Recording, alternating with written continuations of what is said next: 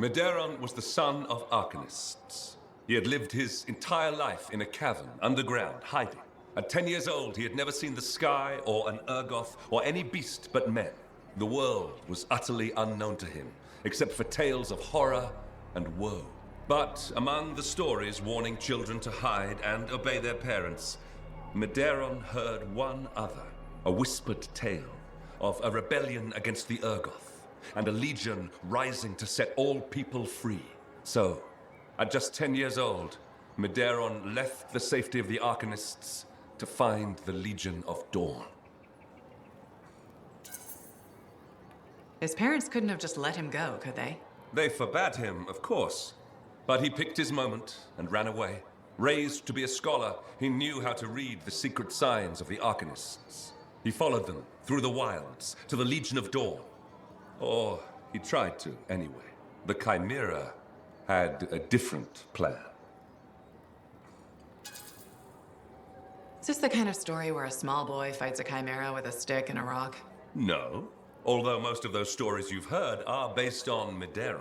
He'd never seen a chimera. He'd never even seen a grabbit, but he was a very good student. He learned all the warning signs that he was being hunted, and remembered stories about laying false trails. He led the chimera on a long and winding path through the rocks, back and forth. He could never shake the creature, but it could never find him. Then, the other hunters came. General Tarsis, in the first Javelin ever made. Testing her new armor, she found the chimera stalking the boy. Lucky for Midderon. No luck about it. Tarsis followed his trail, just as the chimera did. She was just learning the Javelin. No one knew what it could do, not even the man who made it.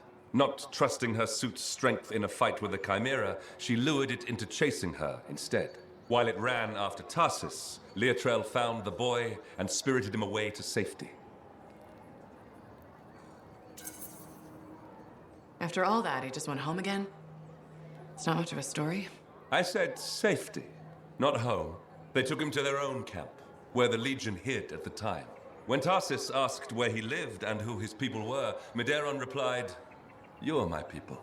The others tried to persuade him to return home, but after a long moment, Tarsis said, "He is home." From then on, Midderon served as a page to the Legion of Dawn.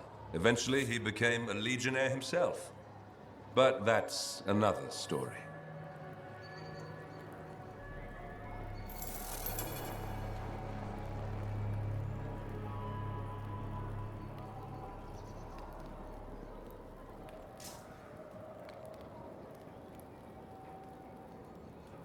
You've walked the path of Valor. By now, I suppose that's not really a surprise. It's time to tell you how the Freelancers began. Midderon was raised by the Legion of Dawn. He witnessed Tarsis testing the first Javelin. He was at the General's side when the fortress was built, earned his own Javelin, and fought beside her. Even at the Battle of Anthem Pass. Of the company that stood with Tarsis and held back the Urgoth, only Midderon survived. I didn't know anyone survived the Battle of Anthem Pass. It's easy to forget, since most stories focus on the General's death.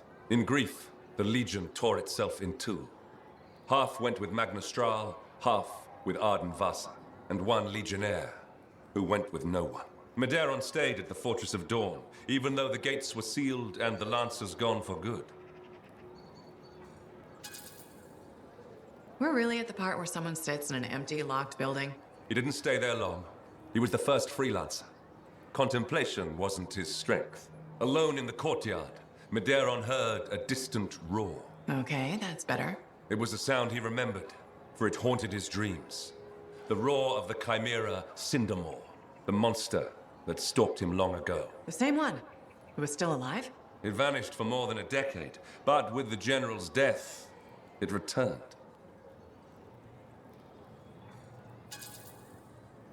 Taking on a chimera without backup? Bad idea. And Midderon knew it. Alone, he stood no chance. But the city of Anshar lay helpless in its path. He had no choice. He found the chimera's trail and followed it, not to the monster, but to its lair. For he knew that if he silenced the relic that created it, Cindermore would lose its power. It's a much better idea, but it doesn't make for a very heroic tale. Well, it might end up both. Midderon found the relic, though the monster was right beside it. But he had plenty of experience in laying false trails. Midderon woke the Chimera, and it chased his false tracks while he slipped past and silenced the relic. Cindermore fell, and the Lancer finally defeated the beast that stalked him long ago. In that moment, Midderon knew his calling, to walk the path of valor, even if he walked it alone.